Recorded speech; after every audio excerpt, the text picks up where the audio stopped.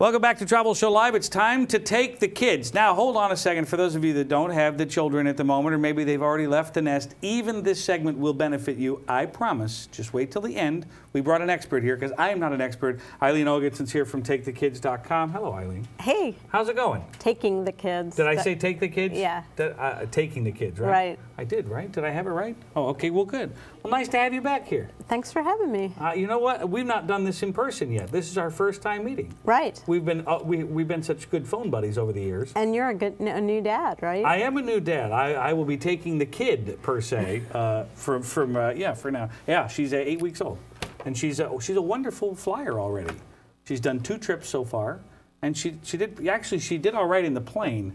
Then when we got in the car from the plane, then she bawled her head off. I don't know why, but she's lovely. Thank you for asking.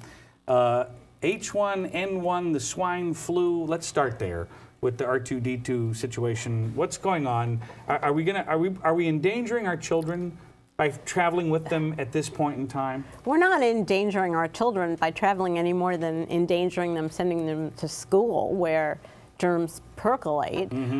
But everyone knows that kids seem to be especially vulnerable, and I think you just want to travel smart, which means being a nagging parent and making them wash their hands every 5 minutes. I suppose that's, as elementary, no pun intended, as it may sound, that's the best advice, right? Right.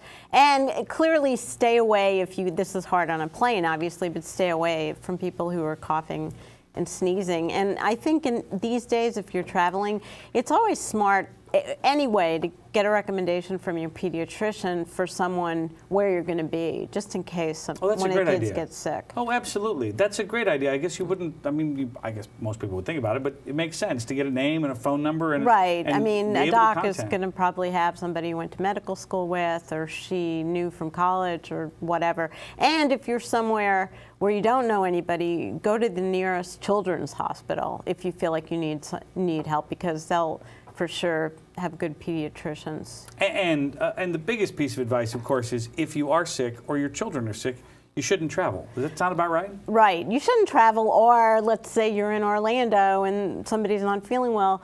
Well, some of you or one of you, the grown-ups, stay with that child in the hotel. You know, there's no point in exposing everyone else to whatever is ailing your child. I would opt for that job, because that would mean I would get a nap, which would be nice. Well, maybe. You haven't taken care of a sick child in a hotel I've been room. fortunate so far. That's exactly right. The biggest piece of advice, especially traveling now over the holidays, is what with the children? Keep your cool and keep your sense of humor, because it's very much going to be stressful. It always is, whether you're driving in traffic jams or you're flying or whatever, and kids pick up on your tension.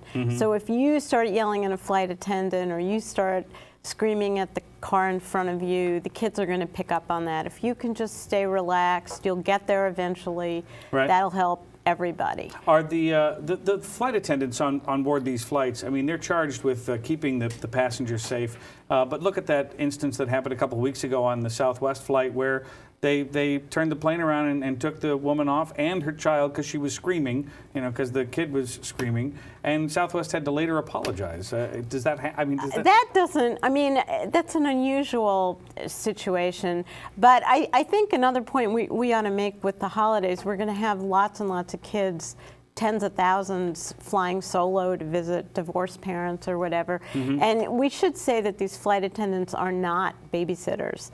So whether your child is 6 or 16, you've got to send them on board with enough to keep them busy and enough food, because that's another thing I think we want to say with flying with kids over the holidays is you are not going to get food on airlines, and you could be stuck on a tarmac for a long time. So you want to make sure you've got food, sandwiches, diapers, and stuff to keep them occupied. When people send you notes, and it's takingthekids.com, correct? Right. Very good. People go to the website and they send you notes about road trips especially.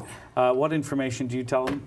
Well, for one thing, on road trips, you want to make sure that you're going to stop every couple of hours with kids and let them run around the car a bunch of times. It's so much easier now than when my kids were little, because you do have DVD players, so that makes it a lot easier. But I'm still a big fan of books on tape. So Sure. something a family can do together. And just like in a plane, you want to have snacks, water, maybe a few special treats. We used to have a grab bag that each child could get something when we passed a state line. And there's nothing wrong also with getting the kids vested in the trip so that they help map the route. I was going to say, how do you do that? Very easily on the computer, since in a lot of families they will be the savviest computer users in the family. Right. So you tell them where you're going or what states you're going through and see if they can find out some cool place they want to stop. It would seem to me if they wanted to be involved in the trip that they should help pay. But that's just another, you know. True. It's fine, but whatever. True. No, it's fine. No, but Speaking of money, though, yes. One parent told me a good thing is that they give, on a road trip, they give each child a roll of quarters, and each time they start socking their brother or screaming at their sister, they take one away, and that's a real motivator for those kids, because then they get to have the money for souvenirs when they get there. When they go to the website, can they sign up for the newsletters? Yes, they can. Do you do monthly or weekly situation? We do it every other week. Oh, nice. And actually, we're going to have the new website's going to be unveiled in a couple of weeks. So hey, congratulations. It'll be I know that's a lot of fun. Interactive, and it'll be a lot more fun. I like that. Will you come back? I love absolutely. the tips. I do. I really do. Because I think people, they get scared and they think, oh, I don't want to bring a how young is too young. Get them out there and travel. For sure. Yeah. Absolutely. How young is too young? No, it's not. No young is too young. I mean, for a baby, you just want to make it easy on the parents, and then just do it age appropriate. You know. Agree. Thank you. You're welcome. Much. We have to do a commercial break because that's what we do, and we will continue here on Travel Show Live.